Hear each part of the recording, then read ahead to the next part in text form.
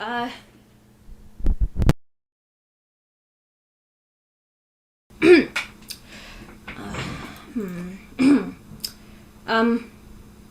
Hello?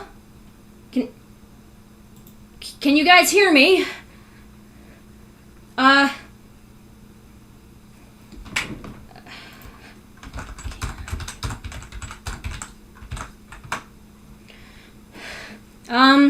Yeah, hello, hello everybody.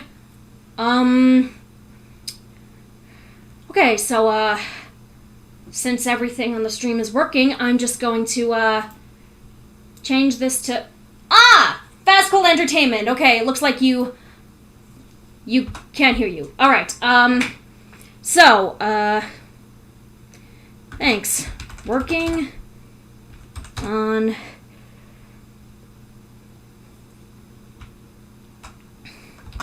just talking about stuff and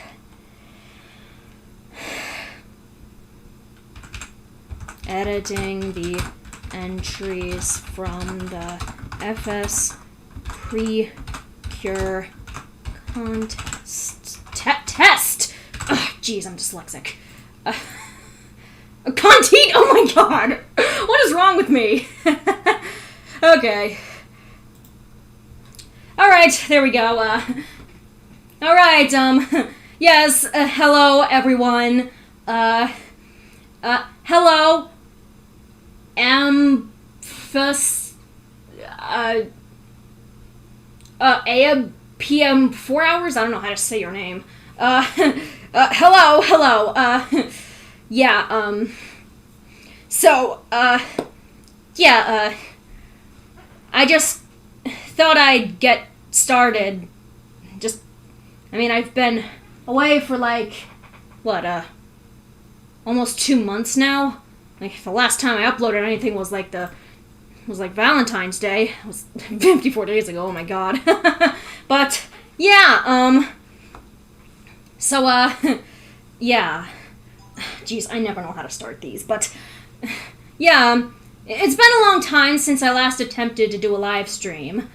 Because the last time I did, the stream just stopped when I went off of this stream dashboard window, so... sorry if you hear something outside, that's my brother. He's watching a video and his volume is turned way up. But yeah. Anyway, so yeah, I had some problems last time trying to stream, and it doesn't look like those problems are occurring now, so we're going to do a live stream. And yeah, so just in case any of you have seen any of my crappy live streams before, or not crappy, depending on what you look at it. I just think they could be better, but I don't know how to fix them, but yeah. Anyway, so, alright, anyway, we got... Oh, jeez. I don't know what to say. I gotta... Oh, man.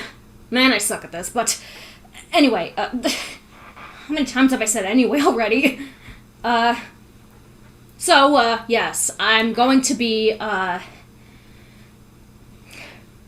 working on editing some Friendship Shine PreCure Contest entries that I've gotten, just so that they could be, final and be put into my Friendship AUs. And, yeah, also, I just want to say, everyone who participated in the contest, I really appreciate all the entries. I love them, but I'm going to be,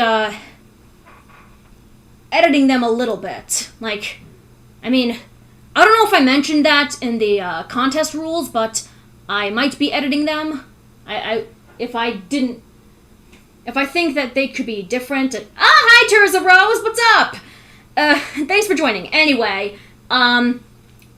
so yes, I'm gonna be editing some of the,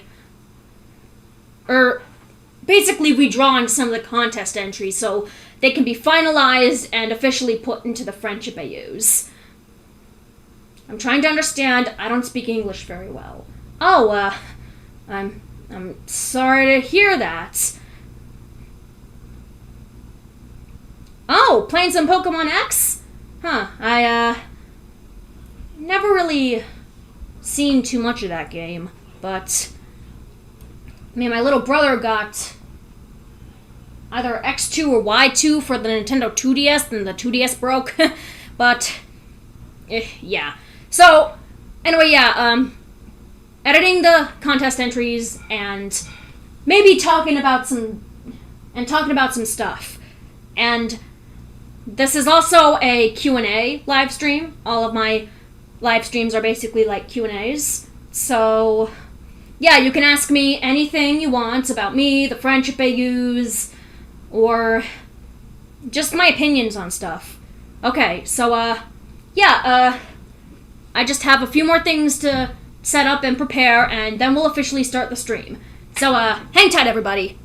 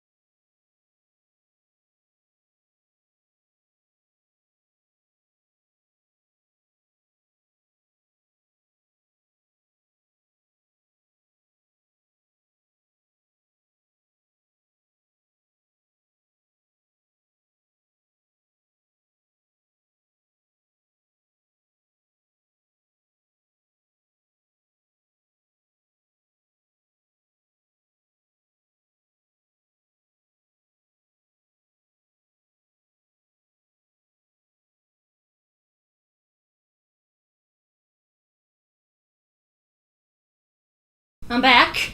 Oh, hello, Jacqueline Barbara. And hello, Fox. He's one of my friends on Discord. I'm not gonna say too much about him just to try and protect his privacy. So, yeah. Oh! Hi, Digital Darling Arts, aka One Girl Many OCs. Hello! And, Fast Cult Entertainment. Are you still working on that thing you planned for me? Oh, geez. Yeah, you're gonna hate me, but... yeah, that thing I planned, I decided to cancel doing it, because what I had planned was I was going to try and... hello, MLP Orly. I was going to try and make a Friendship AU adaptation of friendship games, but if I did that, then, like, what I was going to do was, like, that was going to be, like, the start of an entirely new chain of events. Like, what I had planned was, like, Team Skull from my Pokemon Mystery Dungeon AU was gonna make a comeback, and, like, they would steal some of Team Aurora's magic, and, like, they had a dimensional prism, and they whittled it into a knife, and at the final event of the friendship games, and, like, I'm sorry, I need to think. Oh yeah, like, at the final event of the friendship games, you know, when, Sidetwide turns into Midnight Sparkle, instead of that happening, they're going to, like, unleash all the magic that they've stolen from Team Aurora, become all super, and, like, use their dimensional prism blade to open rifts to the other dimensions, and magic from all those other dimensions would pour out into Equestria, and that was, and, like, following that, like, it was gonna be up to Team Aurora to try and track down, where all that other dimensional magic went, and just like how, in Equestria Girls, they had to, like, they would have to find people with, like, objects affected by equestrian magic and destroy them. And that's basically what Team Aurora would do, except they would recapture that magic and put it back into the dimension that it was meant to be in. But since Equestria Girls is pretty much cancelled now without wrap up to all that equestrian magic stuff, like, they never found out that the magic was leaking in through the Equestria portal at Canterlot High, and yeah, like, they never found that out, and like, yeah, because, like, MLP Gen 4 ended before Equestria Girls did, and I guess, like, Hasbro just decided to not continue Equestria Girls, so yeah, and since there's no official ending to Equestria Girls, I can't exactly put that whole other dimensional magic arc into the friendship I use. So, yeah. And Fazcult Entertainment actually wanted his OC to be in another one of my AUs, and I chose that to be Friendship Games. Like, he was going to be a spectator, and, like, I was going to draw him in the background of one of the pictures for it, but since I'm not doing that, I'm afraid that's not going to happen. But don't worry, Fazcult Entertainment. I'll try to find some way to put you into another one of my pictures, into my AUs. Again, I'm very, very sorry. I didn't think things would turn out this way. So, yeah. Okay, anyway, let's continue to read the chats. Digi. Okay, yeah, that's easier. OMG, I played the Pokemon Mystery Dungeon DX on the Switch as a demo. It's so much fun. Yeah, I got that for Christmas, but I haven't really been playing it. Like, I got the full game for Christmas, but I haven't exactly been playing it because I've been just too busy with other things. Tears of Rose.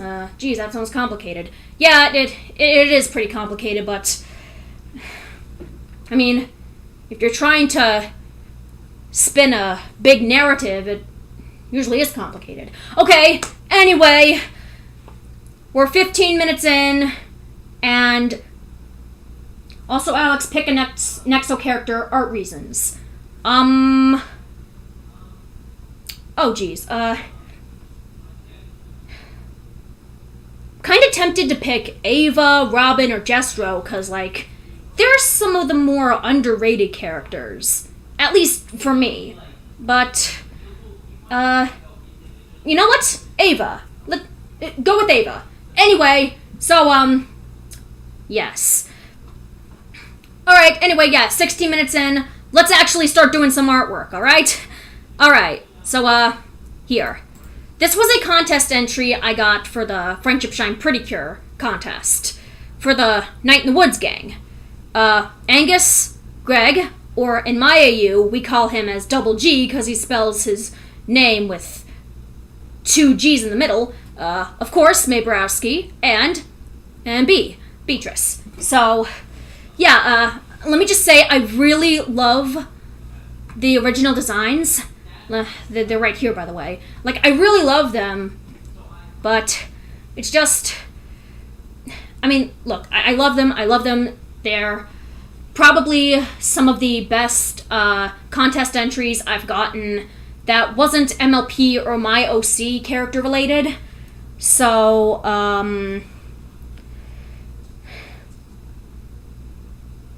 yeah.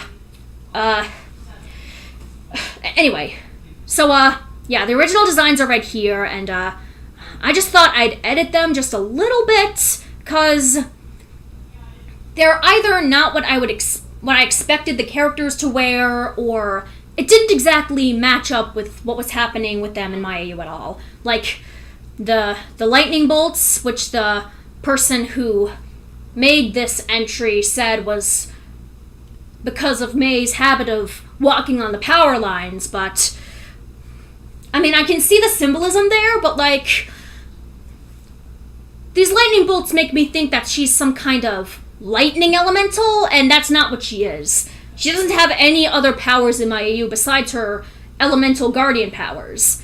And also, I didn't expect her to wear a skirt or a dress, so yeah, I just got rid of that here, and I'm trying my best to work it out. And I've seen that there's, like, constellation patterns on them as well, and, like, I mean, I can see where she might have been going with it, because, like, each of them has, like, a sign, and the constellations have a significant part in the Night in the Woods game series or something, but, like, for this, it kind of looks like that they have powers based on the zodiac signs, and that's not what I was going for, so, yeah, I've gotten a lot of contest entries like this, so I'm just going to edit them and finalize them and put them into the AU when I'm done with that. Yeah. So yeah, I'm working on these guys right now, but don't worry, I'm keeping the original design. In fact, I have, this is the original design. This is the original artwork that the person uploaded. Her name is Bacon for Breakfast 426, by the way. So, yeah, I think she did a really good job. And, I mean, I would take these versions if a bunch of what I had for the AU actually, like, was actually represented in these outfits, but unfortunately they're not, so yeah, I'm just gonna edit that. I started it yesterday, but it got really late, and I mean, I had something in the morning the next day, so yeah, so anyway, I'm gonna continue working on it on the live stream, and maybe I'll do it for the rest of the entries on later days, or some more of the entries or something, and if you guys want to see that, so, yeah. I haven't drawn Ava since my PreCure art. Oh, cool! Oh, by the way, Digi was the one who, she also had a few contest entries for me, so, yeah. Double G sounds like Double D from Ed, Edd, and Eddy. Yeah, I kind of thought of that too, but actually, I kind of got that name, Double G, from a game, a TV show I used to watch called Game Shakers, and there was a character named Double G. He's, well, the best way to describe Double G from Game Shakers is he's basically Kanye West times 10. Like, he's a real jerk. I didn't like his character at all. And the writers didn't make any attempt to try and make him better, and that just pissed me off even more. So, but yeah, suffice to say, I don't watch that show anymore, so yeah. Anyway, let's get started. I'm going to, yeah. Okay, let's see here. Maybe I can, alright, just give me a second. I'm going to put up some stuff, like, some things to talk about, or, like, listen to while we're watching the thing. And, yes, I have a lot of things I need to watch for my watch later. So, yeah. I had these 3 in here for like a month. So, yeah, let's start watching it. Whatever you do, stay out of the Disney Vault. That's the first one we're gonna listen to. It's a creepypasta about Disney. Yeah. I mean, no matter what a lot of these creepypastas say, I mean, I'm not sure any of them are true. Like, like, I'm pretty sure this Disney Vault thing is gonna be about Walt Disney making some, weird and twisted and disturbing, cartoons or animations, which is pretty sure something he never actually did, you know? So, yeah, like, I mean, he intended his movies to be for families, and all these generations later, they still are mostly for families. So, yeah. Anyway, yeah, we're gonna be listening to this creepypasta. Fair warning, though, these things are usually very graphic. There's probably, like, blood or gore or just some really sensitive and heavy topics, so if you're sensitive to those, just, I don't know, either click off the stream or mute your volume so you don't have to listen to it. But, yeah, that's what I'm gonna be listening to, that's what I'm gonna be playing to now, so... Okay, anyway, let's go.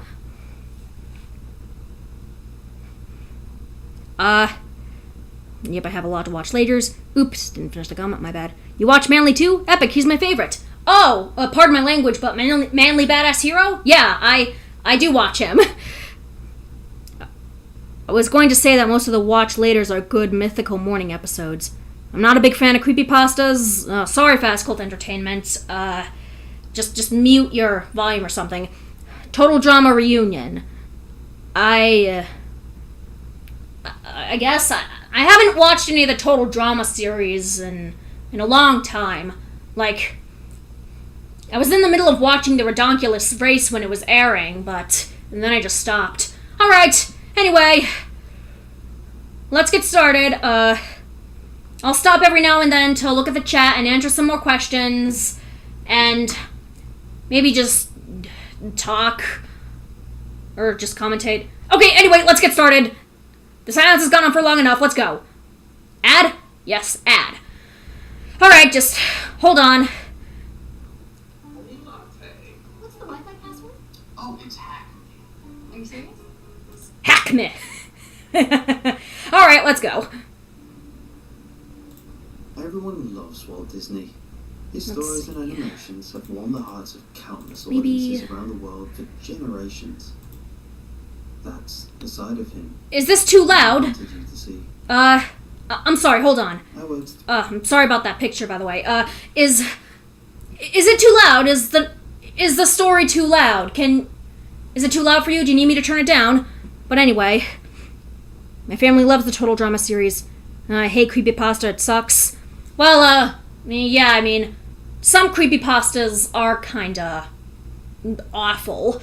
Like, all these cliches and stuff, like, either they're not really well written, they rely too much on shock factor, or some other thing I can't think of right now. I have a question for you. Do you mind if I make some fan art of you? No, not at all. I'm pretty sure you asked me this question on the comment section of one of my videos, and I was actually hoping that I would get some fan art from you, but that was a long time ago. But, and I said that I would love to see some fan art from you, but I never heard a response from you, so... But, yeah, in case you didn't see my answer, yes, I would love it if you would make some fan art of me. I always appreciate fan art. So, yeah, anyway, let's continue. He lives in Burbank, California, as a digital archivist for the Walt Disney Company. No, I think I heard this one before, actually. My name here because just me writing this is breaking half a dozen NDAs that they made me sign before I was, quote, let go from the company. My job was to oversee conversions and restoration of film prints into digital format, because there was rarely anything new to come out. Okay, yeah, I've heard this one before from a different creepypasta narrator, and I know what's, coming up. In fact, I think it might be too much for a stream like this. So, yeah, I think I'm gonna go on to the next one. How to program an organic computer. Sorry. Ugh, can't skip. Oh, yes, I can skip this ad, thank God. Alright, here we go. What is that? I hissed. It's a cat. Gary, have you ever seen a cat? I asked it to make a cat. Gary was a clever guy in some respects, but he struggled with the finer points in life. If you told him to make a battleship out of French fries, he'd work out how to do it. But it had never occurred to him to wonder why you probably shouldn't.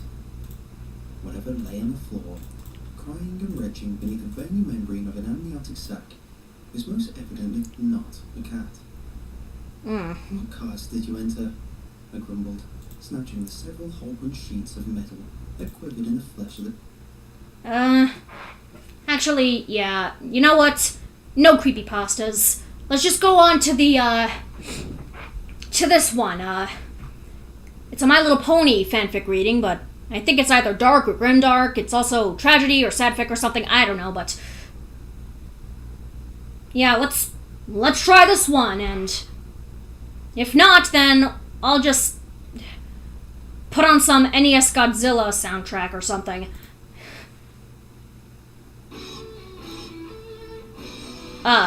Yeah, it's a tragedy. It's also Octoscratch shipping, but yeah. Anyway, yeah, I'm listening to this. This is a narration by, the one and the only wonderful Obab Scribbler, or Scribbler Productions. She's really amazing. If you haven't subscribed to her or seen any of her content, then I highly recommend that you go check her out. She's absolutely amazing. Anyway. Yeah, so, let's try this one. Oh, this is actually pretty quiet. Oh, shoot! This is probably copyrighted.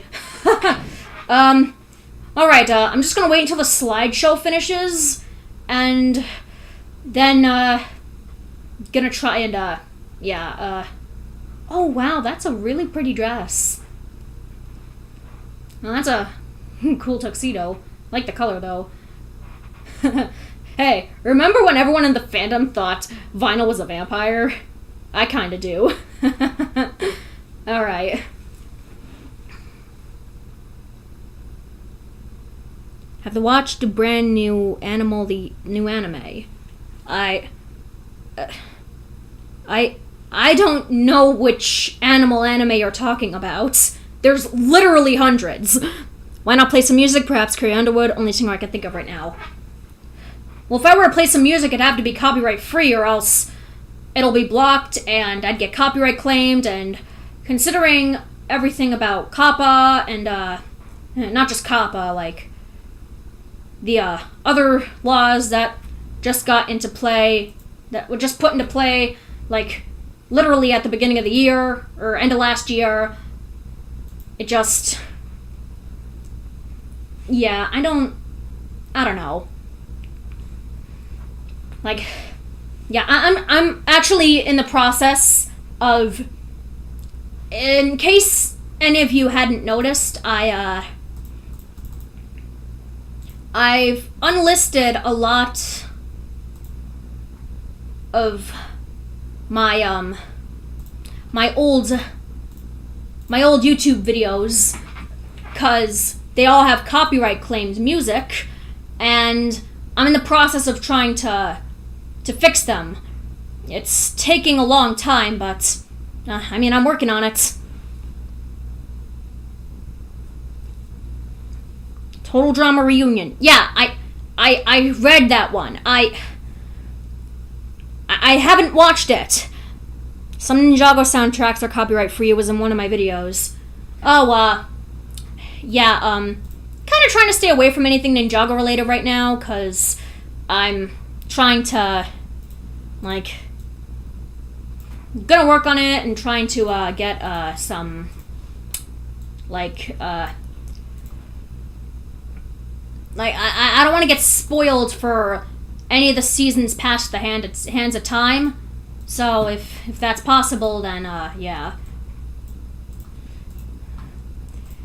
But yeah, so okay. All right, is the music over yet? Wait, not yet. Okay, it's over. Yeah, it's over now, but from that small, but I know how YouTube is, probably just from that one small second of having the copyrighted music on, it's gonna completely block this video for everybody. Okay, so yeah, here we go. It's pretty quiet. I'm gonna turn it up a bit. Cries of intense jubilation and excitement flowing from every pony standing or sitting in the wings. Every eye in the house was pointed toward the stage, and the two ponies who stood there, soaking in the attention. Framed by flowing folds of red satin curtains, the performers remained still, silhouetted in the darkness. Fog rolled out in waves around their hooves, illuminated by multiple lights hidden just off stage. Octavia's left hoof gripped the neck of her instrument, fine-grained wood, smooth with varnish. Her hoof began to idly wander up and down the neck, as it did before every performance, feeling out every groove and bump that had been worn into the cello. She was careful not to touch the strings. With the pickup mounted near the bridge hooked up to an amplifier, even the slightest touch could ruin the slow build that she and her partner were shooting for. In her right hoof was an equally essential part of the instrument, her bow. The long, gently curving piece of Pernambuco wood having been a wedding gift from Vinyl, and a very expensive one at married. It was haired with some of Vinyl's own tail, and it meant more to Octavia than she could express. Over the roar of the crowd, Octavia could hear her heart pounding in her ears. The excitement that came with the stage performance was a rush like no other. A sort of anxiousness that had to be filtered and channeled. If she let it take over, she would make mistakes. But if it wasn't there at all, she wouldn't be careful enough. It was important, and, most of all, it made performing fun.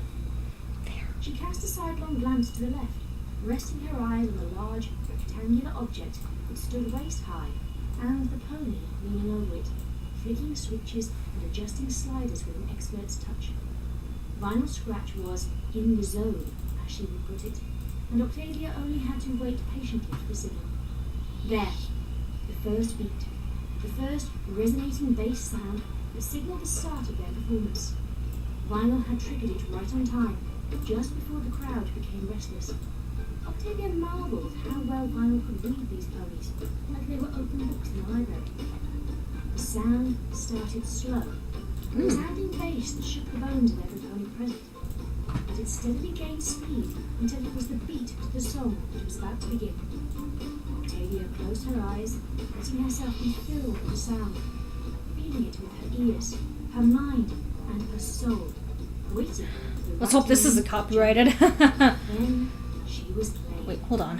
It wasn't an active decision. Her bow leapt to the strings of the cello and ran across them, drawing forth a note that echoed from all corners of the room. Each speaker grabbing and amplifying the sound across multiple. Yeah, it probably is copyrighted or something. I can't tell. I mean, on the nature of daylight, it could be.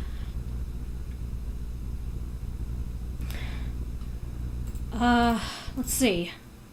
Grammar helps make your writing clear and concise, no matter where you are. Compose a cover letter that... Okay. Yeah, that doesn't sound like it, but I don't know when it's gonna start playing, so... Yeah. I'm not exactly sure. Yeah, I'm gonna need to find something else and just listen to these on my own time.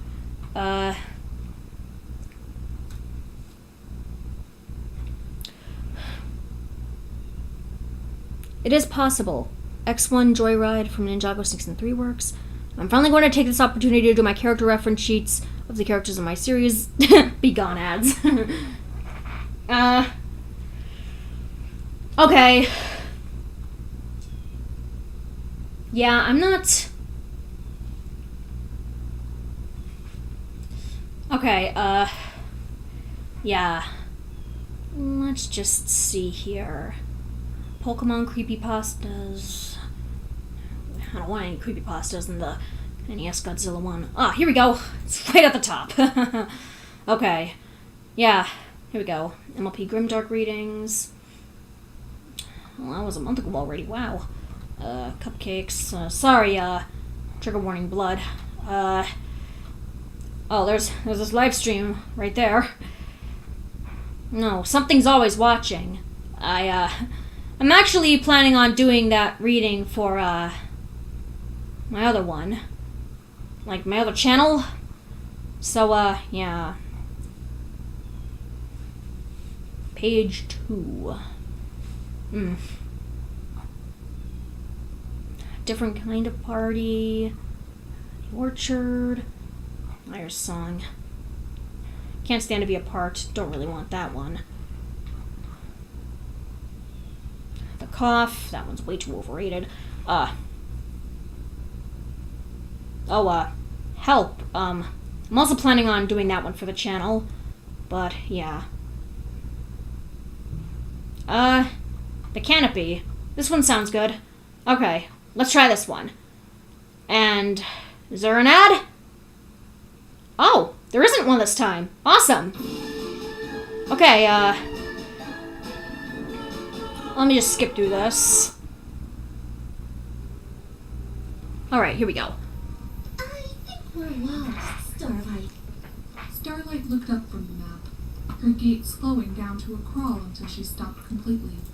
She took a moment to pull the map away from her muzzle, letting her eyes adjust to the magical light of her horn before turning to face Trixie. Her blue fur and silver mane were barely illuminated by the lantern she held at her side, and the trees about her and the canopy above were even less so. Trixie, we're not lost. We're just... Starlight turned away, lifting up her compass and the map to illuminate them again. The compass's needle was still pointed south, though the map was of little help. The forest south of Equestria, beyond the Macintosh Hills, wasn't marked on the map beyond a smattering of green in the valley. When they had been on the hill overlooking the woods, Starlight was sure she'd seen breaks in the vast stretch of trees. However, as they ventured deeper into the woods, the branches and leaves above grew tighter together, slowly choking the vibrant sunlight into a dim light, and then into blackness. We're just... Starlight repeated, scanning the map once more. Okay, so maybe a little lost, but that's nothing to get worried about. As Starlight turned to face Trixie, she was greeted with a blank expression and a raised eyebrow. It probably just seems smaller from up above, and these maps aren't really to scale. Uh-huh. And why did we end up coming this way again? Trixie asked, stepping closer until the combined light of her lantern and Starlight's horn was enough to brighten the two. Because? Starlight started, but Trixie held up her hoof and pointed it at Starlight. Because you couldn't stand waiting 2 days for a train. I swear, you picked up Twilight's worst habits when you took over as head mare. Trixie lifted the lantern up above her head, the light illuminating the thick canopy and the web of branches visible beneath patches of leaves. She couldn't let a schedule slip for more than a second. And now between you and Sunburst... This recruitment stuff is important, Trixie. Starlight pleaded, rolling up the map and stuffing it into a pouch on her saddlebag. We need to make sure it gets done every year. Missing even one could mean a dozen students we don't have for the next semester. Less students means less tuition and less classes, and that means less teachers and... As Starlight's mind started to race toward catastrophe, she was pulled out of it by a gentle touch of Trixie's hoof on her cheek. All right, She sighed, before wrapping her other forehoof around Starlight's neck and pulling her into a gentle hug. I'm sorry, but twilighting is another Twilight habit? Starlight blushed, before breaking into a smile and giggles. Trixie followed suit after a few moments, and then the two pulled apart. Either way, we're here now, so... Starlight turned back to where their path was leading, into the blackness, just at the edge of their light. Tangled bushes, shrubbery, and the gnarled trunks of trees canvassed the ground, through a narrow path of dirt cut through it. It was enough for them to keep following. When Starlight looked back to where they had come from, it was the same. Do you think we should turn back? She finally asked, the doubt that had been stewing in her mind bubbling to the surface. Trixie rubbed her chin, humming. At this point, we might be too deep. Who knows if we might get more lost on the way back? Starlight nodded, turning back to their path ahead. Then Trixie kept talking. But we've been walking for hours. By the time Starlight looked back, Trixie was already unpacking her sleeping bag. A fresh start wouldn't hurt, right? She asked with a sheepish smile. Starlight chuckled and nodded, clicking the compass shut before sliding it back into her bags. There wasn't very much room for a campsite, but the pathway hadn't been wide enough for that since the edge of the forest. It would have to be the best they could hope for. Shutting off the lantern Alright. and setting their sleeping bags out, See any other, the mares bid each other good night. The air was silent, as it had been since they entered the woods. Starlight worried about it as she drifted off, that there hadn't been a breeze, the snap of a twig, or even the distant chitter of some far-off critter. In her sleep, Starlight saw endless rows of trees, barely illuminated by the magical light of her horn. Gnarled roots littered the path, buried slowly by the rain of dead, wilted leaves. They crinkled beneath her hooves, but the noise faded into the Yeah. back. Hold on. I'm gonna sneeze.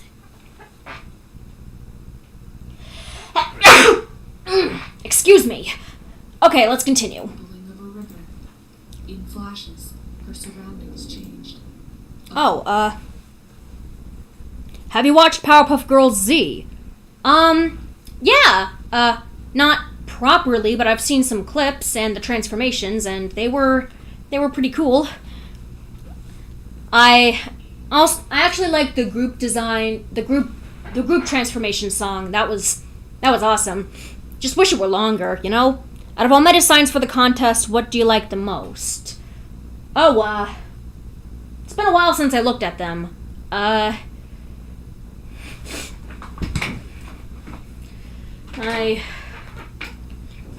guess I'd have to say Jestro, because, I mean, that was a pretty, it was a pretty cool interpretation you made of him. Although, in my AU, he has brown hair and not black hair, but I digress. It was still pretty cool. Bless you. Alright, let's continue. Flowing stream, fallen trees, eyes. Yeah. Finally, she was at a lake. Its surface was black, but only reflecting what was overhead. Her eyes drifted up to a vast void above her. She could hear something breathing, but it was unnatural. Rather than soft, calm inhales and exhales, it was a raspy gasp for breath that never ended. Her mane waved about in it, sucked and pulled toward the center of the lake. When she blinked, the sun was overhead, bright and burning. She couldn't make out the forest about her. The breathing, the inhalation, never ceased. Its pitch and intensity grew as the sun seemed to expand in Starlight's vision. Starlight bolted upright, sweat dripping from her forehead and her chest heaving up and down in ragged breaths. It was still dark about her, but she could barely make out a shape nearby. It was upright, but deathly still. She sparked her horn, magical light filling her vision, only to be greeted by Trixie. She was sitting up, her sleeping bag peeled away, and her eyes were locked on the forest at the edge of the path. In the dim light, they seemed bloodshot. I heard something. She whispered, not turning away from the forest. Starlight pushed her sleeping bag down until she could stand, stumbling a bit in the process. I did actually change his hair. He is now albino. Well, wait, you mean like in the Next Night canon he actually has albinism? Or what? Is that what you're trying to say? Well, because if that's the case, then we might have a problem. Well, for my AU, I mean, actually, I might be able to fix it for my AU. So, yeah, let's not jump to conclusions right now. Okay, yeah, I'm gonna leave these for later.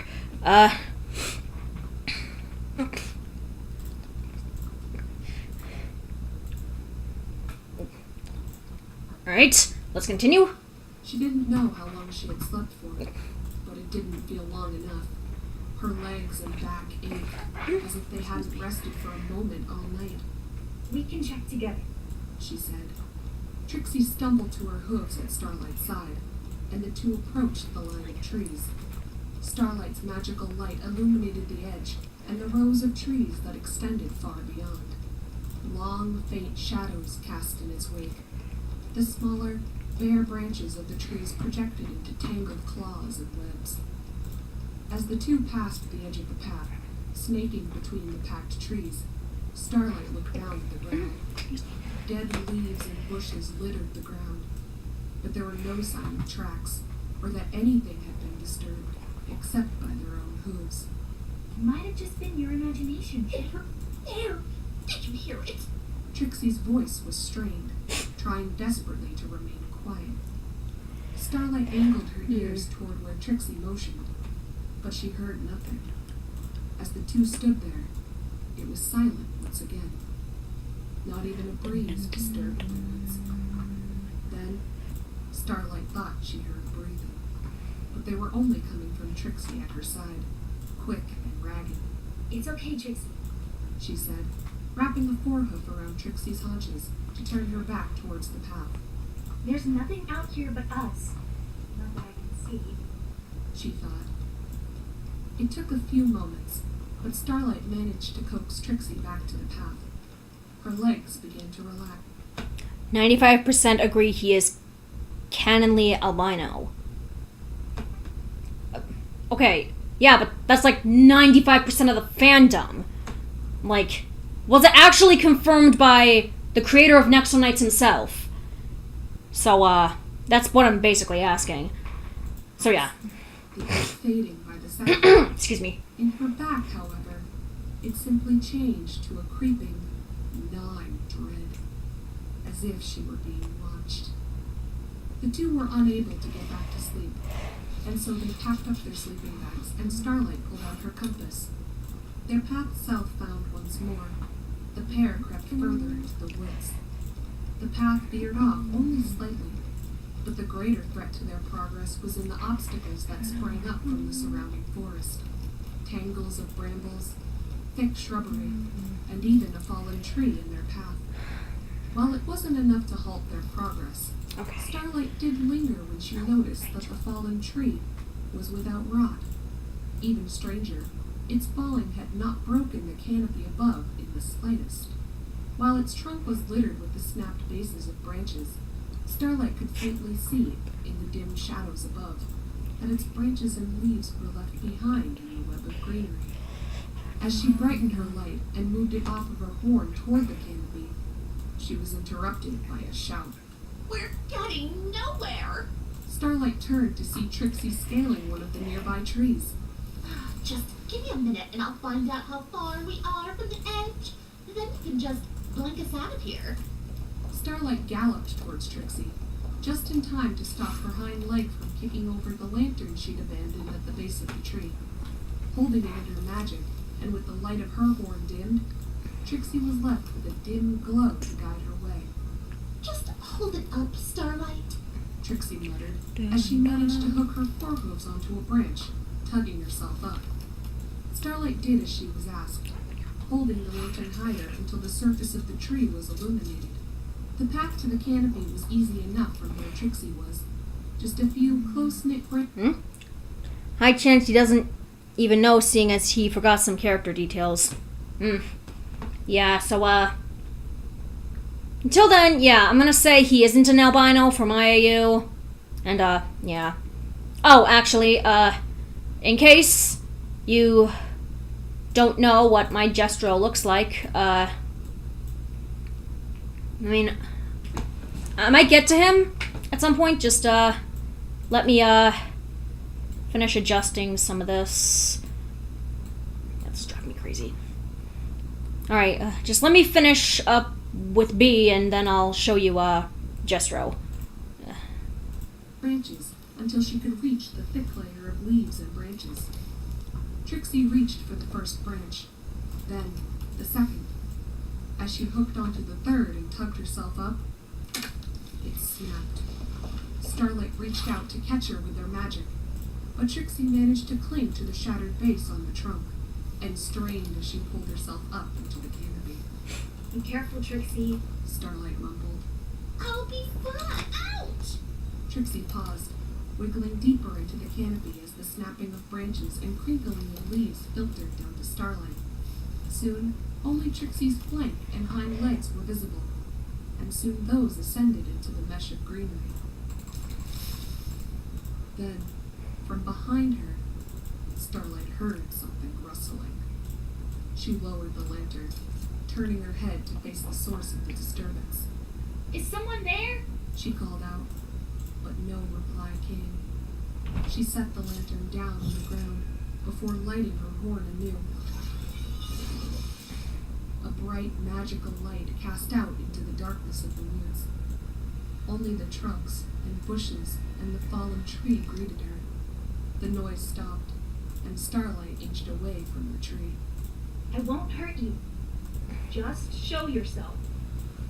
Even Trixie's squirming within the canopy did not reach her ears.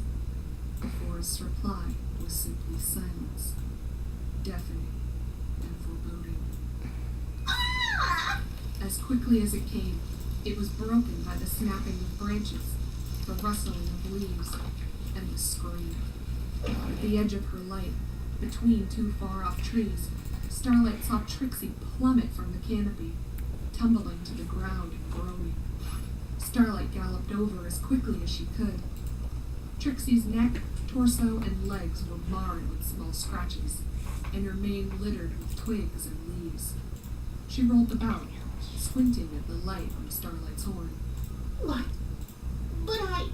She looked up at the canopy above, then to the trees about her, and the fallen tree in the distance.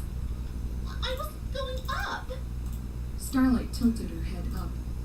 Despite the speed at which Trixie seemed to fall, and the refuse that stuck out of her mane or clung to her coat, there wasn't a single break in the web of branches and leaves above.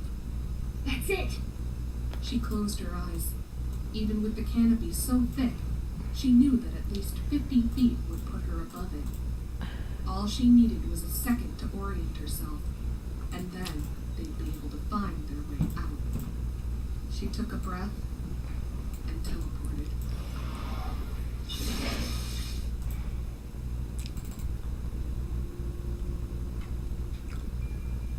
Flashes filled her mind.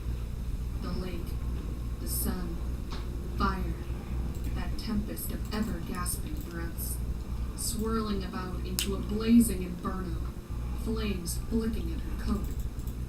She tasted iron, rust, decay. There was a throbbing, like a pounding migraine within her head.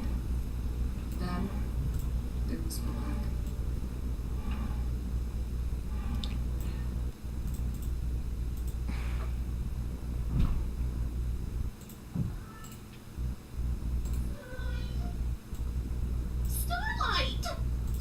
Starlight sprung up from laying on her back, and then instantly fell back down. Pain coursed through her limbs, her torso, and her head. She felt something warm on her muzzle and in her mouth. Her vision was blurry and black, but as she relaxed on the ground, it came into focus. Trixie was above her, holding the lantern at her side. Thank goodness you're awake. What happened? Starlight held a hoof above her eyes, enough to stop them from straining in the lantern's light. Something happened. I couldn't. She held her other hoof to her lips, and it came away bright red. Twisting to the right and clenching her teeth, she spat until the warmth left her mouth, though the taste lingered. It won't let me through. Trixie grimaced, craning her neck to look up. You mean the trees? Starlight rolled over until she was on her belly, taking a few moments to steel herself before trying to get to her hooves.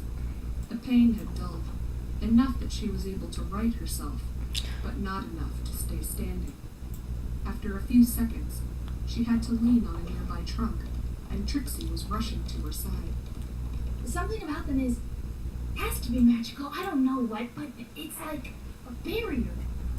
The two looked up into the web of greenery, the seemingly impassable obstacle above them.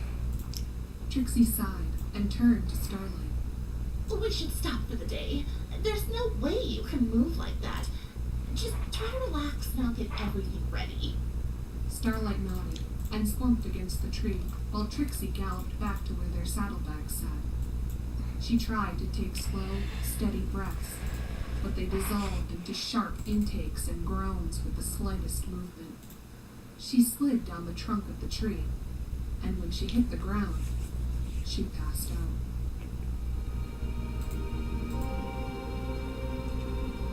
What do we got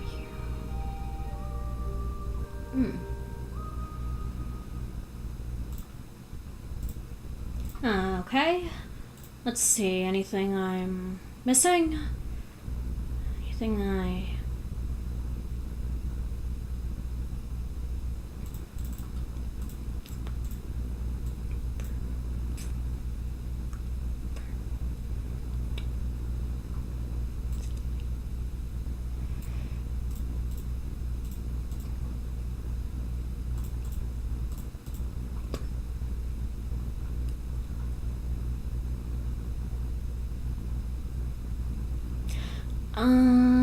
Okay, one final sweep.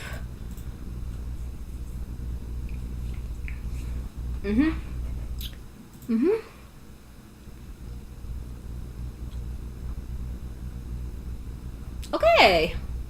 Looks like we're good. Alright. Huh?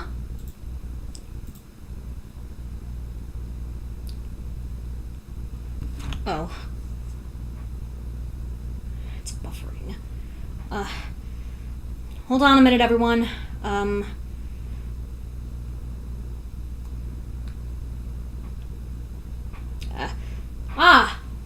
Hi, Jadence Burley. I'm just gonna call you Jadence.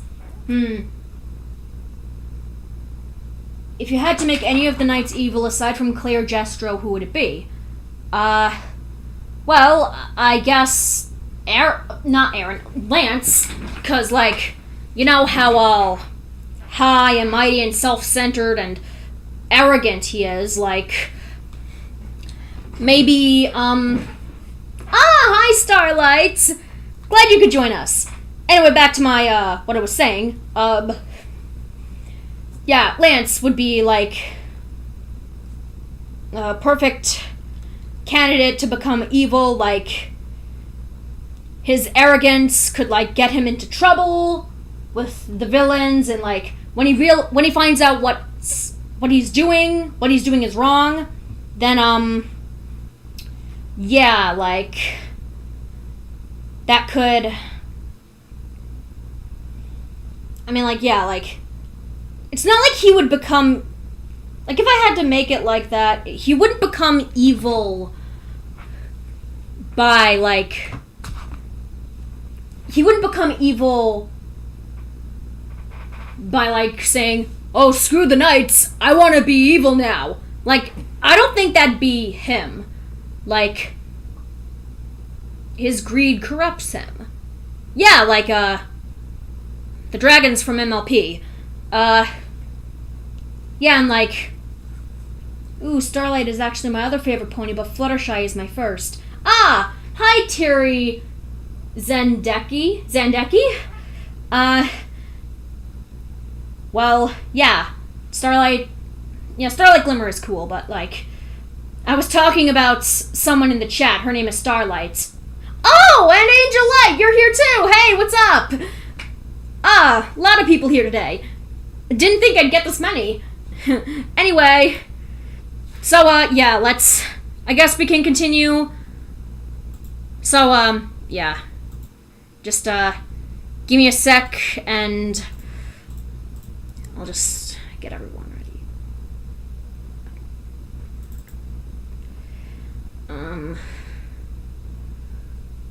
Oh, yeah, huh. Well, yeah, actually, let me, get all this. Select all.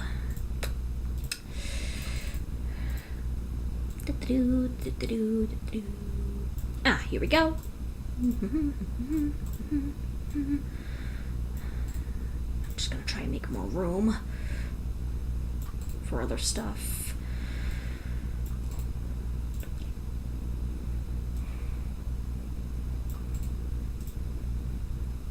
There's me. We don't need me right now.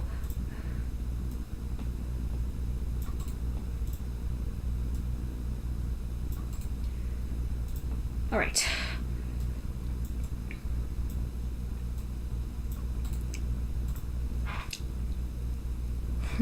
So fun having many people here. Yeah, but I mean, yeah, 11 people. I think this is the most people I've had in a live stream. I'm really happy. Okay, so let's see. All right, that's everyone right there. That's their original outfits. And now I'm gonna go to the French Bayous for their new outfits. And oh geez, I spread them all out. Okay, here we go.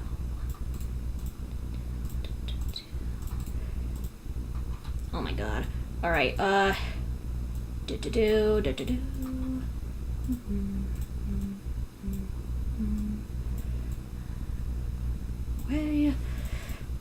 Get rid of that.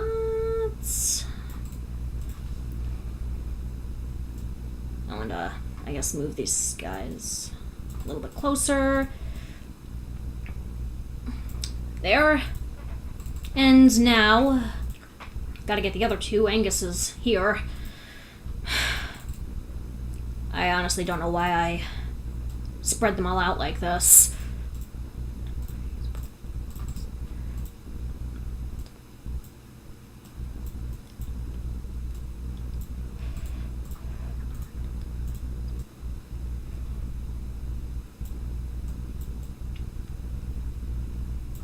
Go.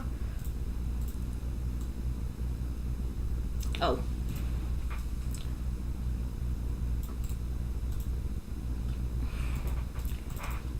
Boom, boom. As soon as I'm done getting everyone together, I'm gonna continue the thing. The thing. Yeah, I say thing when, like, I'm talking fast and I don't know what I'm supposed to say. But yeah, the video, I'm gonna continue the video as soon as it's done. So, yeah, just hold on. She's the last one. Jeez, why are these so big? Why are they so big? Alright, there we go. Actually, I think I need to bring them down a bit. Careful now. Ah, shoot. I need to fix that.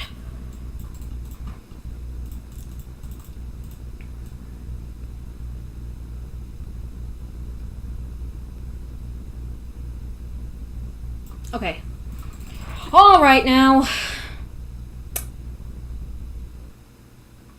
Okay. Are you gonna color in the name of Escape's Me's legs? What? Oh! Am I gonna color in May's legs? Yeah, that's just like a placeholder for right now. Okay. Let's continue. Starlight was at the lake again, in the dark. Even in the blackness, however, she could make out the shape of the lake. Okay. Wide, Same perfectly color. circular, stretching beyond what her eyes could ever see. Mhm. Here, What's in this? the middle of a forest, it sat. She craned her neck to look up, expecting to see the sun once more, but was greeted only with Okay. nothingness. When she looked Gold. back down at the lake, she began to hear the breathing. Deep, laborious, gasping and unending. It rushed past her ears, yet her mane was undisturbed by it. She only felt the warmth against her coat. A silver light appeared on the surface of the lake. From where Starlight stood, it seemed like the moon, but she knew that it was not from above. With every second of that unnatural inhalation, its cacophony growing louder and descending into droning, it expanded until it was at the edge of the lake. The entire surface glowed with that silver, brilliant luminescence. There. As the breathing continued, now sounding like a whirlwind about her, the warmth returned, bit by bit, until she felt like she was going to melt. She took a step forward, her hoof reaching for the water. I don't even know where we're on the story right now.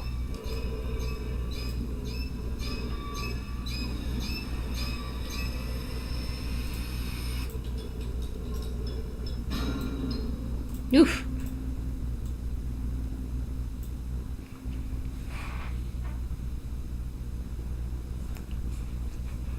When Starlight awoke, it was slowly. Her legs and back still ached, and her eyes squinted against the discomfort and throbbing she felt inside her skull. There was a blanket on top of her, and she clung tightly to it as she continued to awake.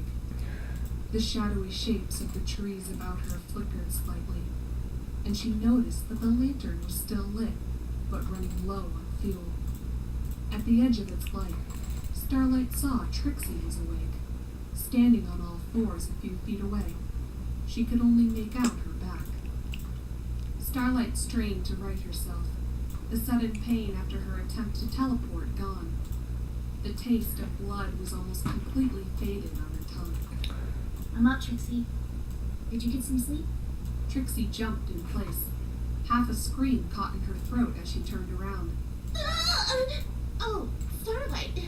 Yeah, I just had a weird feeling when I got up. Being watched? Starlight asked, finally getting on her hooves. Okay. There was only a mild ache as she Let's trotted see over here. to Trixie's side. Do you feel it too? Hear it? Trixie's ears flattened against her head, and her tail curled against her flank. When Starlight got to her side, Okay. she could see that her eyes were bloodshot again. Starlight put a hoof on her haunches, rubbing it gently back and forth. A little. But we'll get out of this, Trix. We just have to keep moving. Trixie smiled, closing her eyes and taking a deep breath. I hope so. Then I can tell you not to try galloping off just because a train is delayed for a bit. She giggled, and Starlight did too. Deal. Now let's get moving. Sooner the better, right? Oh. As Trixie began to pack up her sleeping bag, Starlight pulled the compass out of her saddlebag. There. Flipping it open, she began to turn it around. The needle pivoted aimlessly.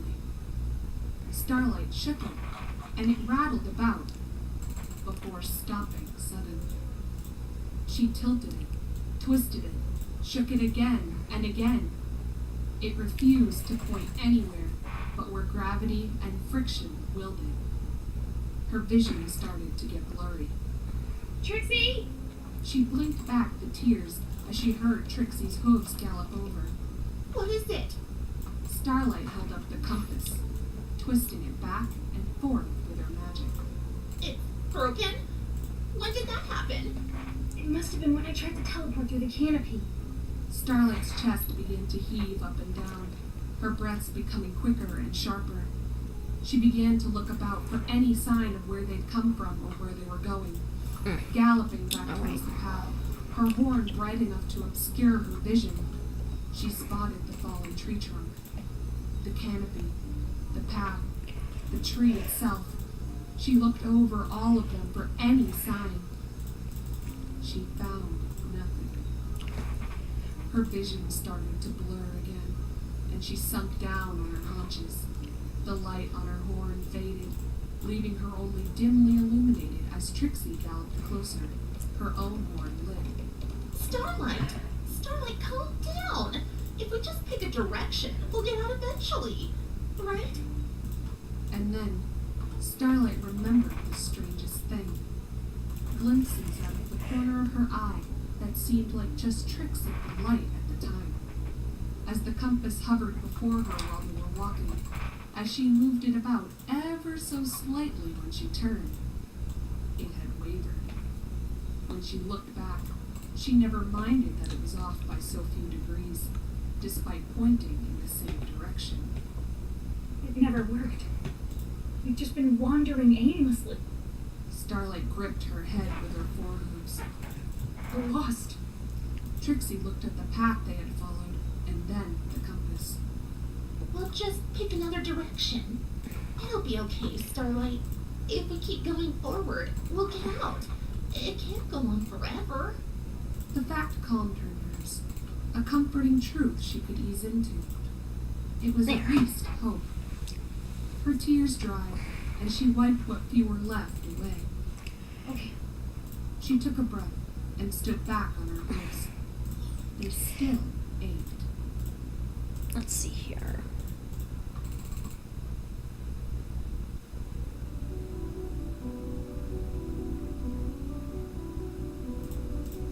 Trixie had picked the direction, walking back towards their sudden campsite, and then continuing forward in the same direction. On the way, while Starlight kept the way lit with her horn, Trixie produced a small illusion ahead of them. No matter which way they turned, how far they strayed, it always remained ahead of them, and it always pointed the direction she had picked. After what seemed like hours of silent, determined marching, a noise broke through it. It was water. Starlight and Trixie galloped ahead, barreling through a patch of shrubberies before they were greeted with the sight of a creek. Crystal clear water flowed past rocks and over the faint roots of nearby trees. Trixie was quick to gallop up to it, grabbing her canteen to refill it. However, Starlight lingered back near the trees, eyes watching the path the water took.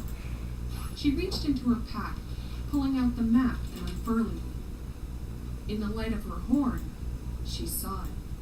A river leading from the north that went into the forest.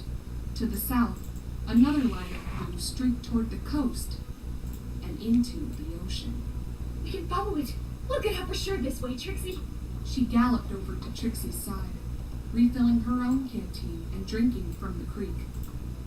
It was frigid and refreshing.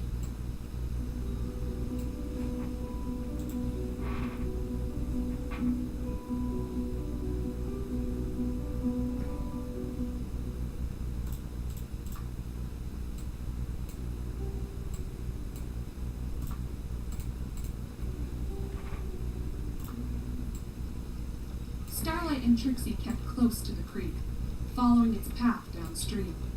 However, Trixie had not dissipated her illusion. Starlight tried to not pay it any mind as she kept her horn lit. Eventually, they met their limits and stopped for the night.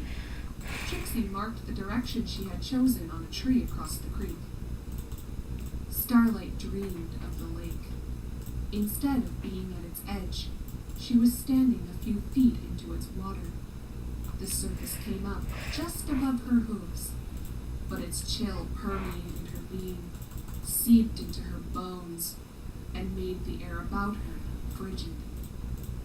When the breath came, its warmth did not faze her. She looked up, and she could see the sun once more. It grew larger. It grew closer. Its heat burned the forest about her until it was all an inferno. The breathing stopped.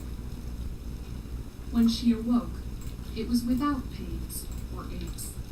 It was the first and last good night of sleep she had in the forest. Trixie was still asleep.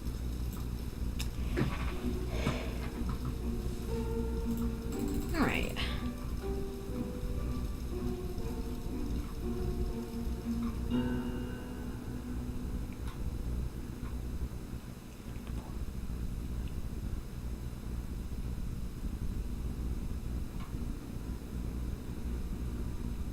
Try and recolor this.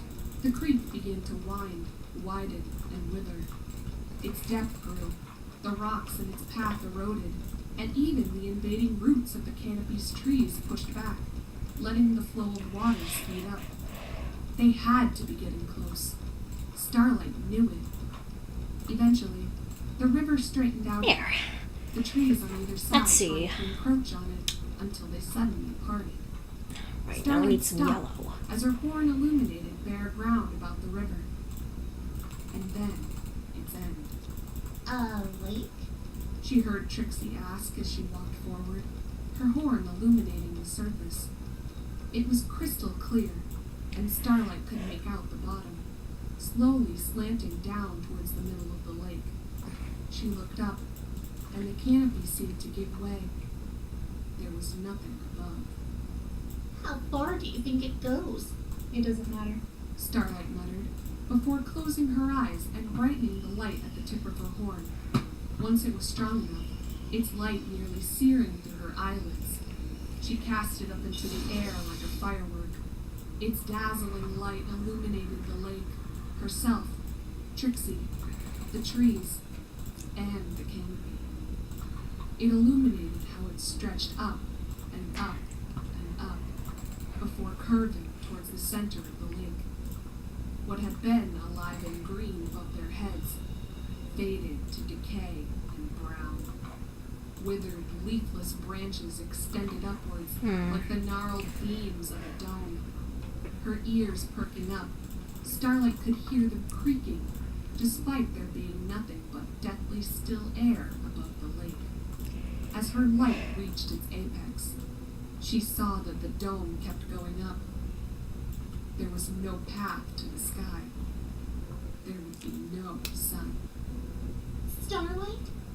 She dropped to the ground, eyes straining as they stared out at the illuminated lake and the agonizing descent of her light towards it. Should we go around, or...? There was no end to the water. As the magical light hit the surface, she could see no trees beyond. There was only water, crystal clear and deathly cold.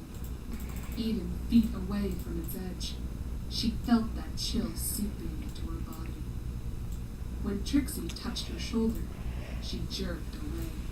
Starlight, we need to keep going, right? The air was no longer still. That ever-gasping, choking breath began to fill Starlight's ears. Even covering her ears with her hooves, it would not go away. The warmth started to surround her body, but it did not manage to reach beneath her coat. It made her entire body shake and shiver from disparity. Her mane felt as if it was swept up in a powerful gust. When she finally had the will to open her eyes, Trixie was no longer at her side. Instead, she stood within the lake. Starlight, we need to keep going. Even with her hooves covering her ears, and the tempest of breath drilling into her head, Trixie's voice was as crystal clear as the water. No! Starlight said, unable to hear the words over the catastrophe about. and within her. She screamed, though it felt a whisper. Her horn lit, feeling for the lantern tied to her bags. It was still unbroken. It still had some fuel.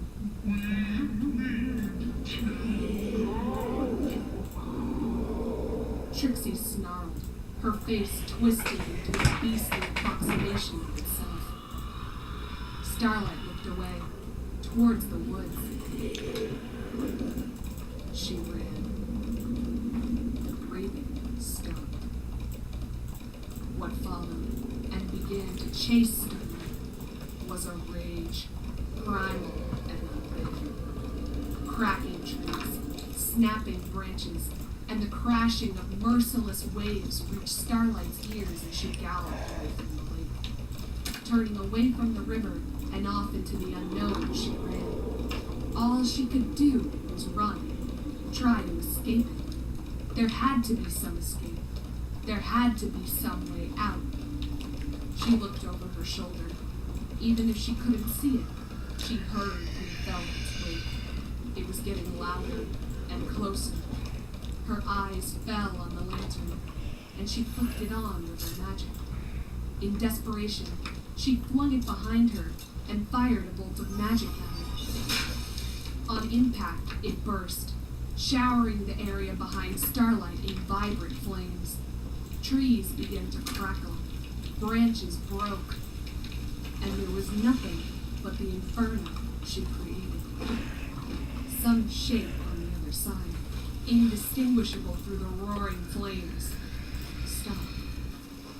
Starlight felt its eyes on her as she took slow, ragged breaths, and the heat began to sear against her coat. She turned tail and ran. It felt like she ran for days, but Starlight was sure it must have just been hours. Her legs ached, her chest heaved and pounded. Every muscle felt as if it were at its limit. But she smiled. The canopy had finally begun to part. The night sky shined overhead, twinkling lights peering out behind the clouds. She never let her eyes leave the sky, even as the greenery obstructing it gave way, and she left the forest behind.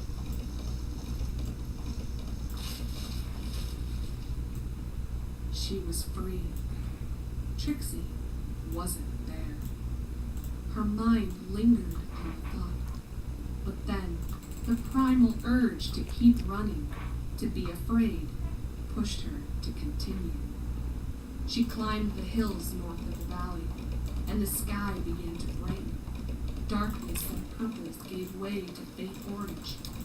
As she crested the top of the hill, she saw it. Oh, I forgot his nose. Bright and shining. Starlight had to cover her eyes with her hoof to gaze in its direction. She didn't stop smiling. Starlight trotted calmly into the blaze before her. The cracking of branches and crinkling of burnt leaves not reaching her ears. Even as the trees about her gave out and fell, feeding the flames, the canopy never broke. Her fire consumed her, and the forest watched in silence.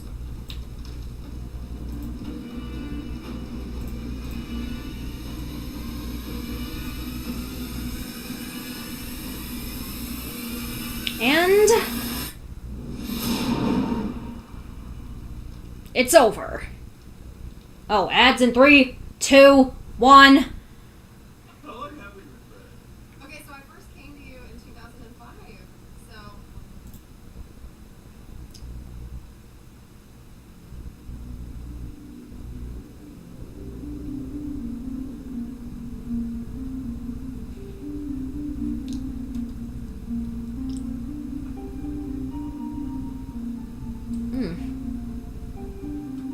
Okay.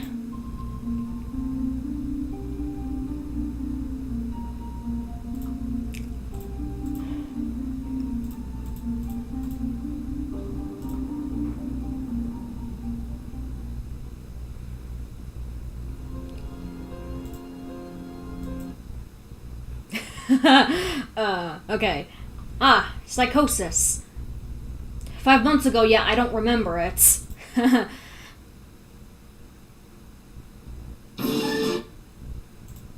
Yeah, like, I already listened to this one, but I forgot what it's about, really. So, yeah. Okay, anyway, yeah, this is a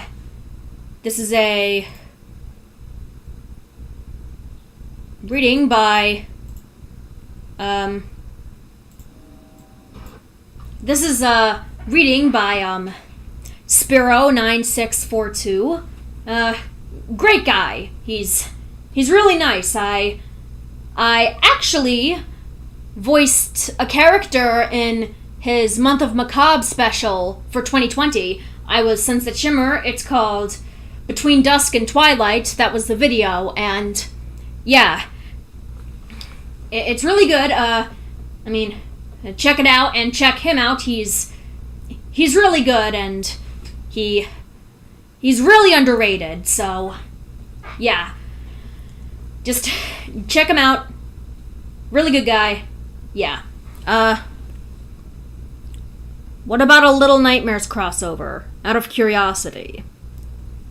I thought of that, but then I was like, considering how we really don't know a whole lot about the world of Little Nightmares, and hell, I haven't even finished watching Little Nightmares 2, so I don't know too much about it, and yeah, so like it just, I don't know. And have you ever heard of Teenage Mutant Ninja Turtles? Yeah, I did. I have. I saw the 2014 reboots on Nickelodeon, but then I just stopped watching it because, like, it just, I don't know, it just wasn't very good anymore. So, yeah. But I did see the Michael Bay movie. And, I don't know what anyone else says, but I actually liked the Michael Bay designs. I mean, he actually gave them clothes.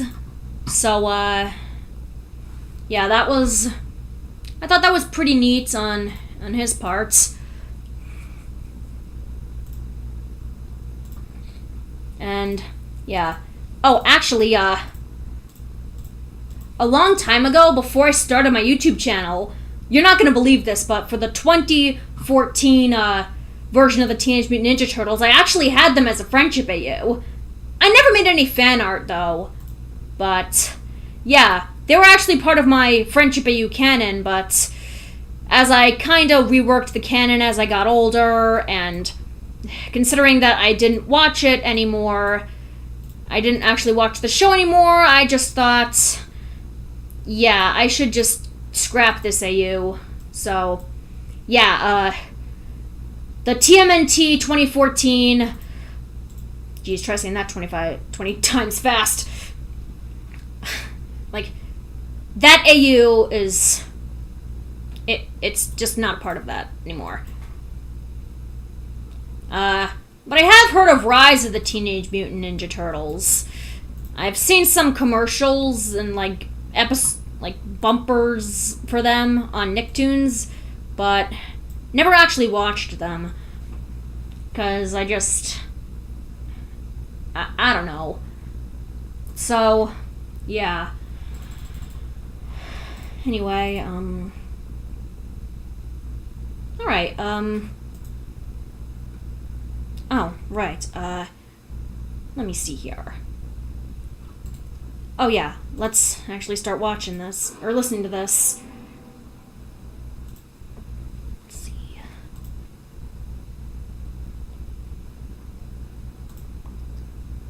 Psychosis. Written by Cracked Ink Well. Story 3 of the Creepy 3, an anthology series.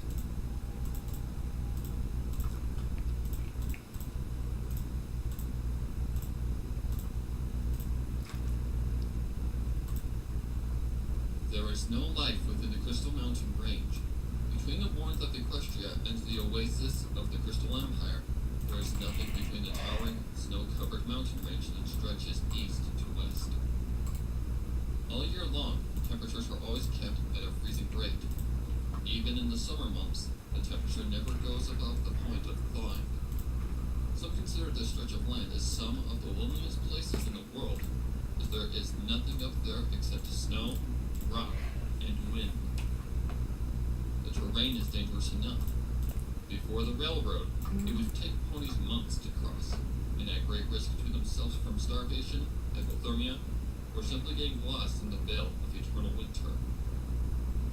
But despite all the dangers attached to the border of Equestria and the Crystal Empire, there were some brave thrill seekers who were attracted to the isolation and adventure. If anything, it was the very reason that this pure snow upon its mountainsides attracted skiers, as they provided a challenge among the unmarked territory. Oh. Such was the case for a group of friends that decided to spend their vacation among the slopes of the icy wilderness. They had gathered enough bits to rent a small cabin for a week and brought enough supplies to last them for 3 times that amount. There were 4 of these ponies that had gotten off the lonely rail stop that was sandwiched between the snowflake paths. They gathered their supplies together, lashed themselves to their toboggans to carry everything they had, and began to follow the trail of red flags upward. Of course, each one was prepared with the thick coats to the heavy food supply as they made their trek, while the snowstorm limited to their vision for the flag kicking in. How long will it be until we reach the cabin? Asked a tall yellow Pegasus pony, who the other 3 looked back to. I'm right, Golden, the dark blue mare across the trail said as she took out the map from underneath her wing. It shouldn't be that far away. Probably about half an hour or so if I have to guess. It shouldn't be a long way from the station we got up from, as it's just up the mountain. She folded the map back up just as the wind started to pick up. Wait. In the meantime, we should keep going before our water freezes over. As they continued on, another mare, a green earth pony, wandered aloud to the one that was leading them. So, I take it that you've been here before? Only once. Frost told her. Just remember that I haven't been here since I was a teenager, Sprout. However, I do have fond memories of sledding down these slopes, especially when it was a clear day when the wind isn't blowing a blizzard in your face. There. Speaking of which, Hold on. the stallion between Golden and Sprout, a bright red unicorn, called out. Does any pony know when the weather should be good? That's what the weather report said, Heat. Frost said. It's supposed to be like this until after midnight tonight. But otherwise, the next couple of days should be a good calmer to ski. Still, given how unpredictable this side of Equestria can be, it doesn't hurt to be prepared for the worst case scenario. Trust me, in these mountains, things rarely go right if you don't know what to expect. Through the blast of bitterly cold air that slapped against their faces with the falling snow nearly blinding them, they pressed on as they went from one red flag to the next. They climbed up steep and shallow slopes that took them higher up into the frigid air until they finally came across the lone cabin with a sharp angled roof. By the time they got to the front door, it was already covered halfway in the snow, so the 4 ponies had to dig their way in. Oh, right, Greg. After spending a good 10 minutes to budge the door open, the 4 of them stumbled through the dark and cold cabin. There wasn't much from the wooden cabin, as it had only the bare essentials, such as an iron stove, a table with 2 rows of benches, a fireplace with a pile of kindlings, a bathroom with enough room for a toilet and a sink, and on the second floor, only 4 quilted beds. My, this place is real homey, isn't it? He sarcastically commented as he closed the door. It's not supposed to be a high-end hotel, Frost said as she began to construct a fire from the hearth.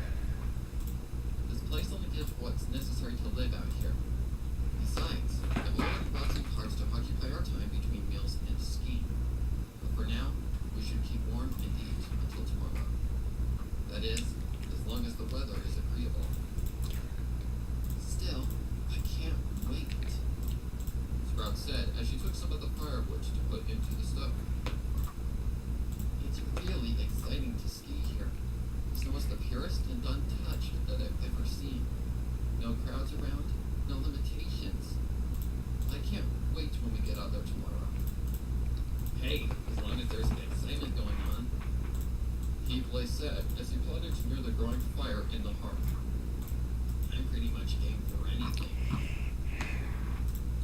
out the only window that was near the door. Is this really the only cabin? The nearest neighbor we have is a good 50 miles away, Frost replied. Which means that although we'll have some fun going down these slopes, we can't get too cocky because the train only comes here once at noon if you flag it down. Sure, I brought my first aid kit, but if things get serious, well, it'll just screw things up. But besides the train, there's someone coming by to restock the kindling once a month. Yeah, we're pretty much on our own at this point.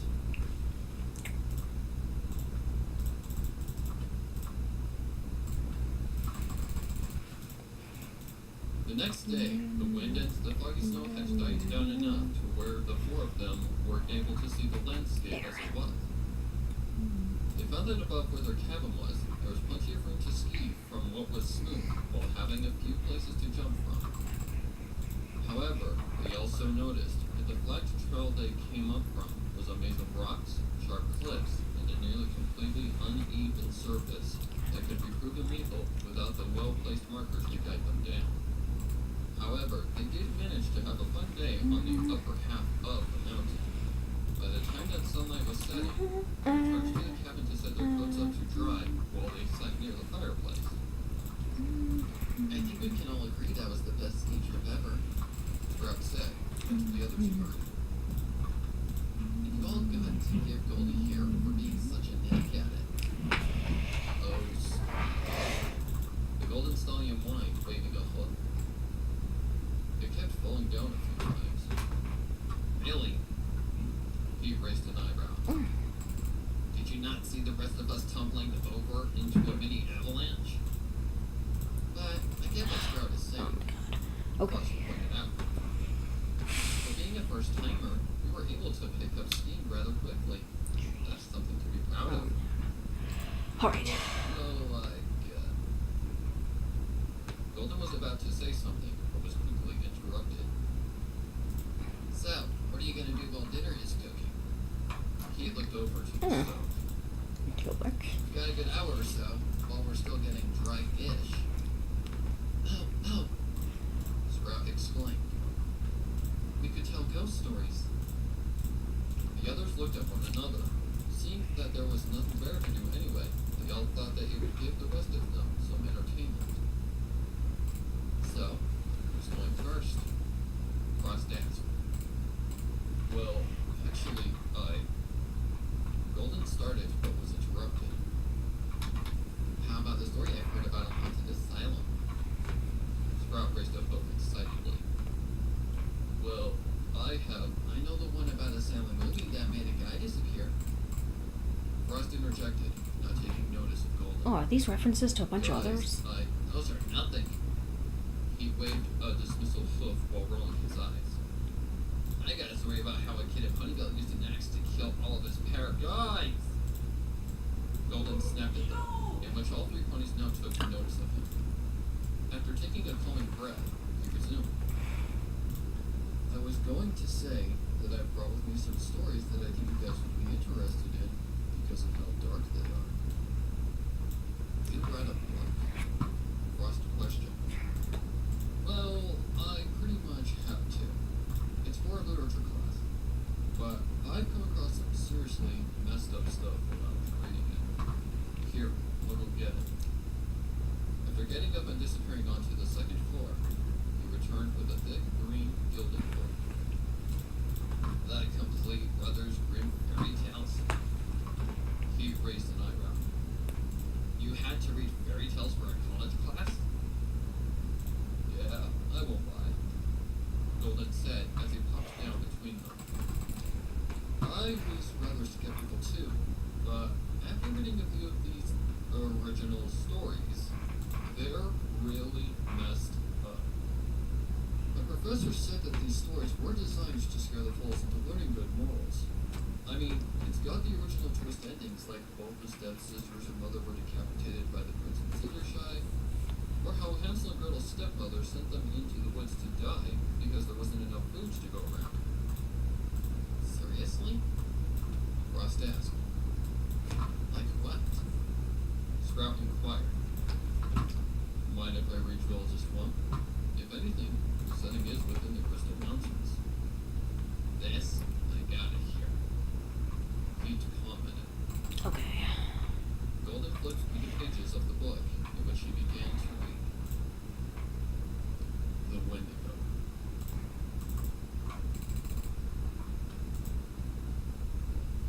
There was once upon a time a poor but modest family who lived in a cottage that was between a bright forest and the icy Crystal Mountains. In this cottage lived a father, a mother, and their twin children. The colt was called Wolfgang, and the gilly was called Henry. While the father would chop trees to collect firewood to sell for the market, the mother would be busy cooking whatever scraps of food she could find and turn into a feast for the four of them. The children would often play outside, inventing games while their father was away. Although the mother did not mind, she had given them two schools to abide to. Not straight out of sight of the house, their mother would say, and never go up to the mountains without me or your father. The twins were good, so they obeyed these simple rules. Then, on a cold winter's day, as the two foals played while the snow came down heavily, the children heard a voice coming from the mountainside.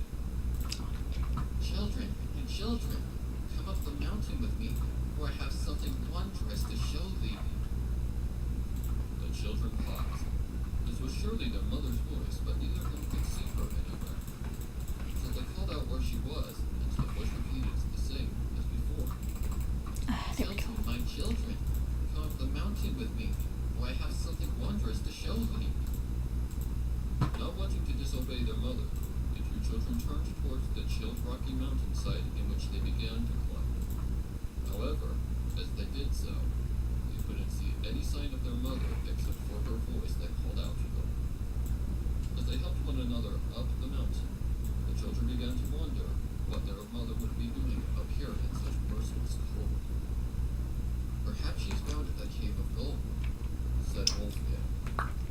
One so large that we shall never be poor again. Or maybe, thought Hannah aloud, she's found a hot spring where we shall be kept warm throughout the winter. The voice of their mother beckons them to climb further up, until eventually they came across a dark cave. Even when they tried to peer through, it was so dark that they could not make out anything. Not even their mother. And yet they still heard her voice clear as a bell coming from the abyss of the cave. Come forth, my children, exclaimed the voice. I must show you something quite marvelous. And so, holding close, the brother and sister stepped forth, walking blindly into the darkness. It became so dark that they could not see one another. With each step they took, the air became as cold as death, more than the outside. Then when they could not even see the light of the entrance, they then started to hear something snapping with every step they took. They told each other that they must be walking on sticks as they crunched and crackled underneath them. Mother? Asked Hannah. Where are you? Just a little closer. The two children paused. While it was indeed the voice of their mother that echoed off the heavenly walls, suddenly the blood flowed with it, as if another was whispering loudly in the same tone she spoke. Why are you in the dark? Wolfgang asked. Take another step forward and you will see why. And so the children obeyed. They suddenly felt a thin foreleg being wrapped around them before they pressed up against something that was as cold as ice. Either child could get out of its tight grasp, or suddenly a candle was lit in which the foals let out a shriek. They were in the foreleg of a creature who was very tall, with a coat of ice and a face that was long, but dreadfully no more than skin and bone. It had antlers made of ice with glowing red eyes. The children screamed, not only because they were in the forelegs of a Wendigo, but the floor of the cave was a carpet of bone.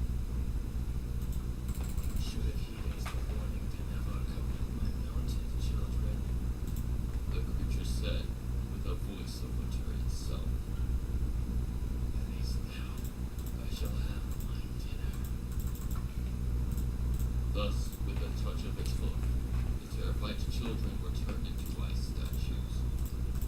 Then petrified, the Wendigo began to feast upon their frost-covered flesh until nothing remained of them except for their bone. So, take heed of these tell children. Be aware of those who pretend to be those whom you love. If they make you stray from home or wish evil upon you, then you may walk into the corners of the Wendigo. Golden looked up from his book at the other three ponies that stared at him.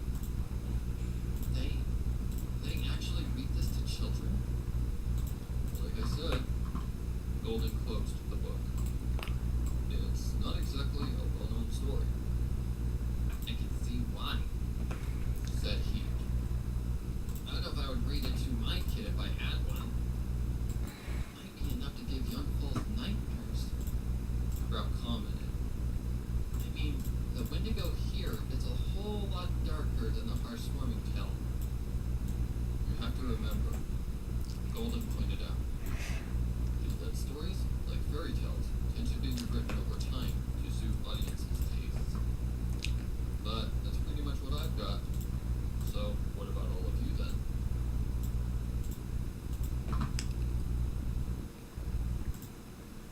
For the next few days, the four ponies repeated this day of skiing, followed up by resting next to the warm fire for a few stories to tell.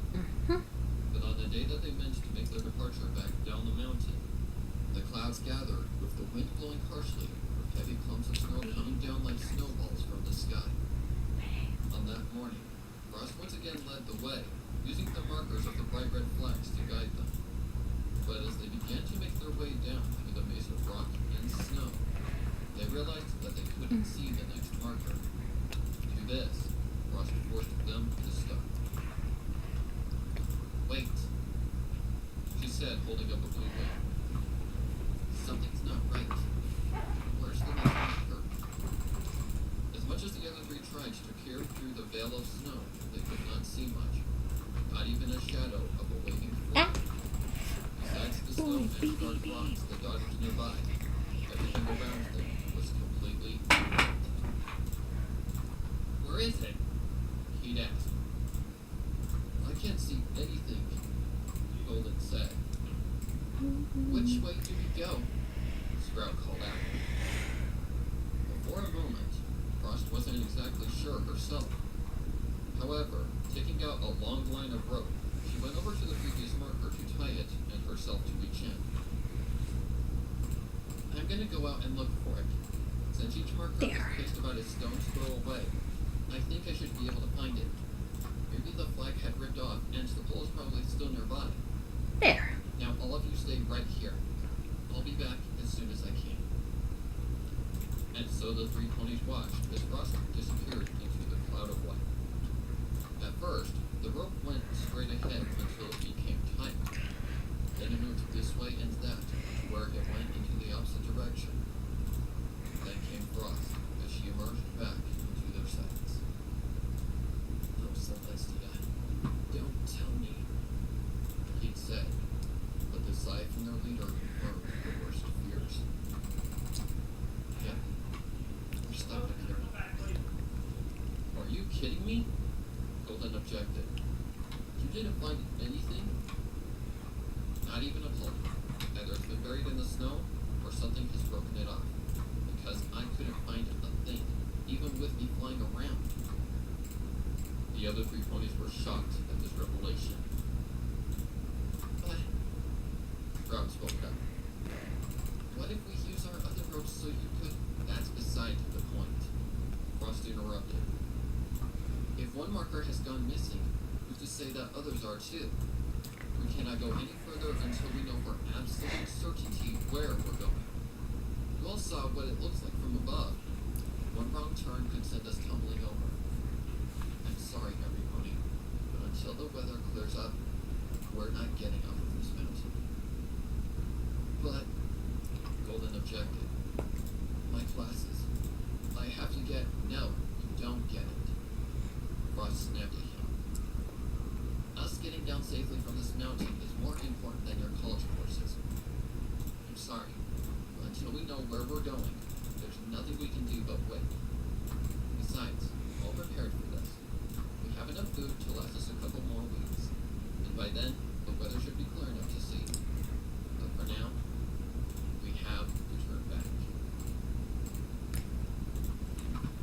There. Several days went by where the four of them waited in the cabin. Alright. I don't know if there's anything else. Oh wait, yes there is actually. The constant winds of the Arctic wind blew on relentlessly. Every so often, snow had to be removed from the front door to prevent from being snowed in. However, despite keeping warm, eating, and sleeping, there was very little for any of them to do except wait. Wait for the thick veil of winter to be lifted again. But as the days went by, it became evident that it might not come to pass for a very long time. Let's Golden see. had a spot on the second floor, Oh, yeah. wrapped in a blanket, Sling it. facing towards the blank canvas of the window. His ears listening to the ebb and flow of the wind against Oh, the right, cabin sling as it. it moved. Beside him on the bed was a bowl of half-eaten stew, the same kind that he had yesterday and the day before. Eventually, Sprout came to the second floor. Let's see. I wanted to see how you're doing, she said. I'm fine. Golden muttered. Are you done with the stew? He nudged the bowl away, in which she picked it up with her foot. Before she left, she heard him adding, could you make something else? Huh? I mean, not that I don't like your cooking, but just to have stew day in and day out is rather repetitive. Is it possible for you to make something else? We have a limited supply as it is. We don't have anything like flour or sugar to make something like bread or cake. There's only cans of veggies and plenty of water. If I could make something else, I would. She tried to hug him, but he blocked her with a wind. You don't have to baby me now. Hey, I'm just trying to look after everyone here. I know it hasn't been easy on any of us, but I'm sure that we'll get up the mountain sooner or later. Alright. Just trying to keep everyone's spirits up. Golden adjusted his blanket. I just want to be right now. With a nod, she left the second floor, Alright. leaving the yellow Pegasus to listen to the whisper. Days later, and the blizzard still hadn't cleared up. Sprout There you returns go. to the ground floor with a bowl of full but cold stew. Oh, yeah. I'm starting to get worried, guys. Honesty. The other three looked over to her. Nope. How so? Okay. Frost asked, as she placed the card down on the table across from Heatblade. He hasn't eaten in 2 days now, she said as she placed the bowl into the sink. I can't figure out why he refused to eat all of a sudden. I tried giving him a stew, even what few energy bars I had in my bag, but it's all gone untouched. He raised an eyebrow. That is pretty weird. Here we go. That's not even the half of it. Even with all the food being set right in front of him, he refuses to eat while complaining that he's hungry. Did Golden turn into an anorexic? He'd asked without thinking. Heat. Frost scolded. That's not something to joke about. Sorry, but what can I say? We're in a stressful situation in which I have to rely on my humor as a defensive mechanism. After placing the cards down, he added, besides, I do get that he's our newest friend and this is his first skiing trip. But can you blame me when we don't know when we're getting off the mountain? Frost sighed. Look, I get it. If I had any idea where to go, I'd probably pick everybody here and fly down to the station. But since I haven't been here in years and there's a blinding blizzard outside, I might as well fly blindfolded. What should we do with Goldie? Sprout asked. Clearly, something is wrong. The blue Pegasus shrugged defeatedly. Oh. I wish he knew. Perhaps for now we should just keep him company. The last thing we want right now is for anybody to go mad. Even though they moved him to the ground floor where everyone could see him, Golden still insisted of sitting in front of the window towards the monotonous snow. And even still, his ration of Please. food had gone untouched. It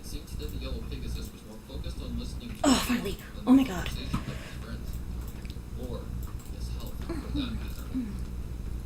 With each passing hour and passing day, the stallion seemed to wither away. The fat and even the muscle of his appearance seemed to slowly shrink right before his friend's eyes, as if he was becoming a living skeleton the longer time passed. Especially when his constantly empty stomach was screaming in agony at him to fill it with something. Anything to ease the pain. One day, Okay. Frost walked up to him Now we with gotta a bowl find of honesty. stew by his side. You have got to eat something, Golden. No thanks, he said in a soft voice. With a grumpy moan, she marched over to fetch her bowl that was still warm, came back with a spoon in her wing, and thrusted the drop into his mouth, in which he spat out. Golden, this is getting ridiculous. If you don't eat something soon, you're going to die. The stallion at last looked up to her with shrunken eyes. You don't think I know that? He asked, barely above a whisper. Of course I want to eat. I couldn't think of anything else for the past week or so. Then why in Celestia's name don't you? At first, Goldie didn't respond as the cabin became silent except for the wind outside. Just not that. He gestured a weak hoof to the cold bowl. Anyone? It's become disgusting to me that I just can't eat it. I know you all want to help me, but Oh, what am I I've doing? been craving something else that we don't have here. Something more robust. Something hard. Something cold. What? Huh? Golden blinked. Sorry? What did I say? You wanted something cold? He looked up with confusion. Did I say that? Why would I say that? Frost put a hook to his forehead and froze. Celestia, you're freezing. This isn't good. By now, the other two ponies approached her. What is it? Sprout asked. The blue Pegasus meditated over the harsh predicament for a moment. Guys, I think we need to get him to a hospital. If he doesn't get any food or something nutritious soon, he's going to die. What do we do? He questioned. The blizzard still hasn't let up, and you said so yourself that it's dangerous going out. I know what I said. Frost said sternly. But right now, Golden's life is in serious danger.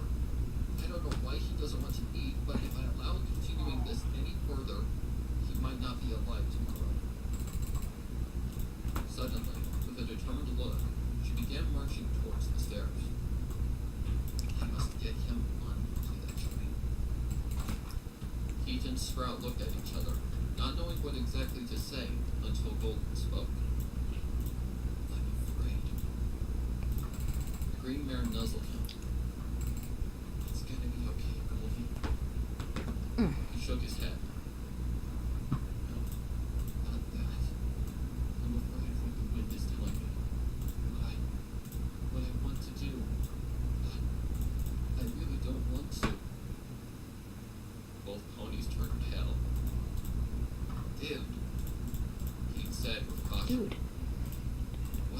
What are you talking about? At first, Yellow Pegasus didn't respond as he looked down at his foreleg. Have you ever wondered what tasting a foreleg or withers or anything else would be like?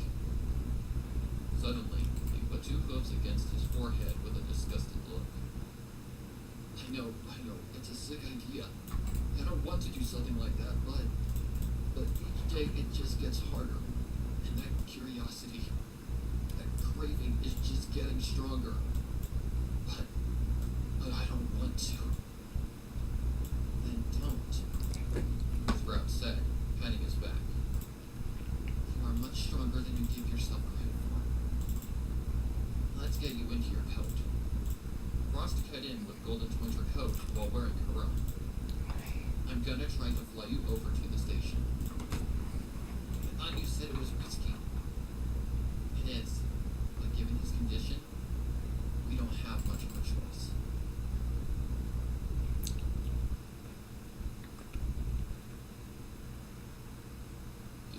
all the years of experience and survival training, Frost knew that she was taking up a very big risk. Guided with only a compass and her memory, she carried the big stallion on her back as she flew blindly into the snow, even though it was almost noon. Every direction she looked, it was as if she was flying through a void of light. All the while, the wind swirled around and changed direction without warning. Yeah, screw it. As much as she tried to fly in a straight line, even using a compass, she wasn't exactly sure where she was. At the same time, she had trouble keeping Golden on her back. Not because he was heavy, Oh, right. he became so skinny that he was light to carry. Rather because he was so weak that his forelegs that were wrapped around her barely held on. So she had to have one hook on her compass and the other to try to keep him down. Where is it? Okay. Frost muttered while the Alright, wind roared Tiara. in her face. Good job. Can't be this far off. Her ears thought that it picked up Golden muttering something, but she couldn't exactly tell. Everything was disorienting. She didn't know how high she was, if she was going straight or curving off course.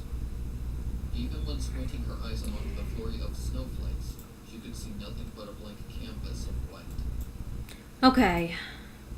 I just have one more detail to add, and then I should be done with working on with theirs. All right, let's see.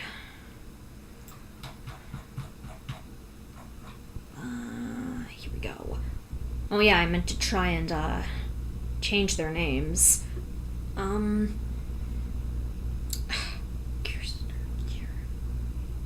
Cure. Oh my God, Cure.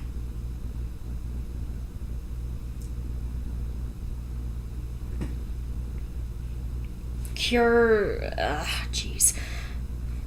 Yeah, I'm gonna think of what their names are while I'm working on this. It escapes me. Why did you make the main six not including Chawai alicorns? Oh, well, it's because I did that because, I mean, like, come on, they're the embodiments of the elements of harmony, and I don't know, part of me just thought that they deserved to be immortal like Twilight, so that's what I did. In my version of the To Where and Back Again for, my friendship AU.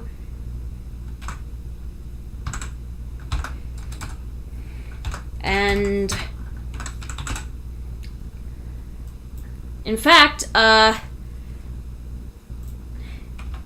you guys probably didn't know this.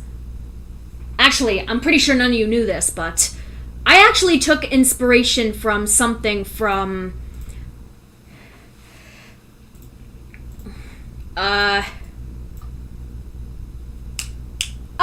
MLP Gen 3. Like, it was called the Princess Promenade or something, and in my version of To Where and Back Again, they found Spike buried under rock in a cave with a rose attached to his tail, and that rose had the power to turn anyone immortal, aka into an alicorn. So,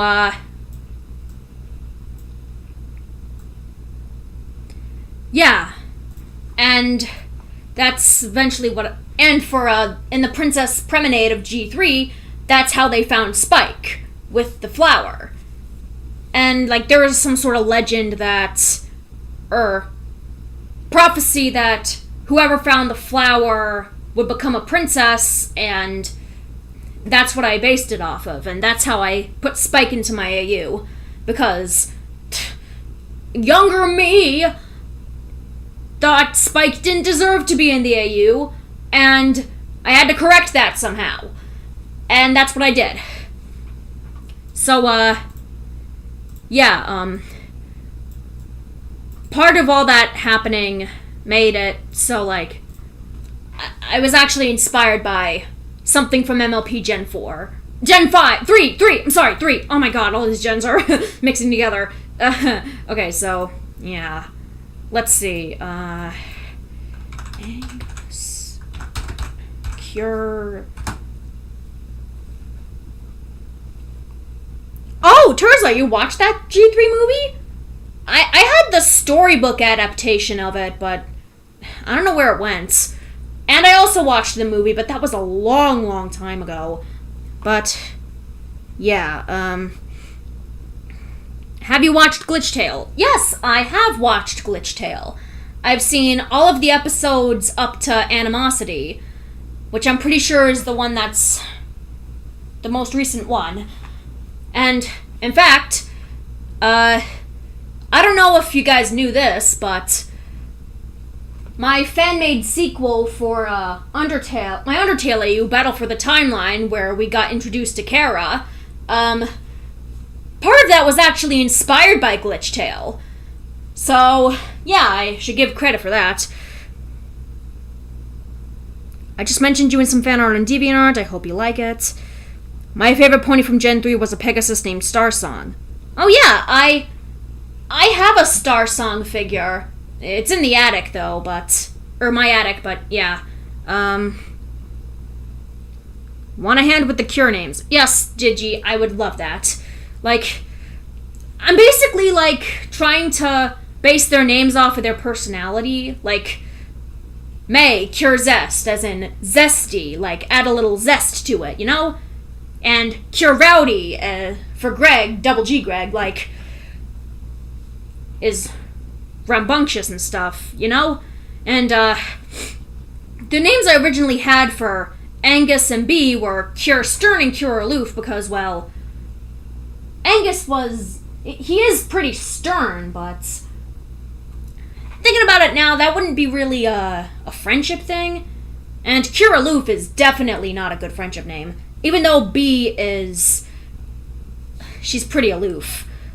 This is a long live stream. Yeah, live streams do tend to go on for a while. Steven, Cure Rose. Actually, yeah, I think I put Steven as Cure Rose. Did I? Hold on, I have to check. Yeah, Cure Rose. Steven's Cure Rose. Alright, yeah, so, yeah, like, but I mean, it's just been so long since I've seen anything Night in the Woods related that, I don't know, I wonder what type of soul Alex has. Oh, in my AU, the only soul trait that exists is determination, because I think that's what's canon. Like, all the other soul traits like integrity, bravery, perseverance, yada yada, I think that's all just fanon stuff. I don't think that's actually confirmed to be, in the Undertale canon. I heard that I had that Gen 3 Pinky birthday game on my DS. Whoa, hold on! They made My Little Pony G3 games for the DS? This is the first I'm hearing of this. Anyway, yeah, back to that thing.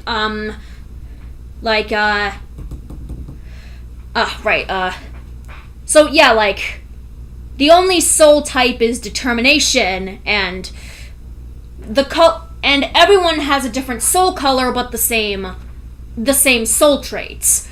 So, yeah, that's for my AU. I mean, I do have a DS. Sorry. Yeah, I do have a DS Lite, but I have a pink soul. That's what I meant to say. I have a pink soul, but it's not a soul of fear. Like, here, I'm gonna pull it up right now. Right. Gee. Cure... You know what? I'm just gonna come back to this. Let's see. I have it here somewhere. Undertale. Here we go. Save. Alright, these are all the soul colors. They're basically their power colors, like...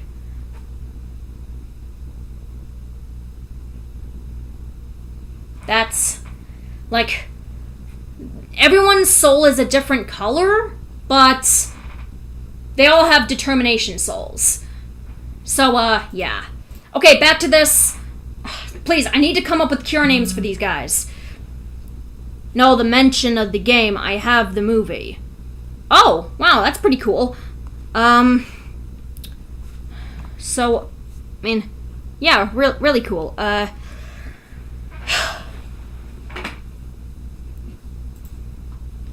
Cure.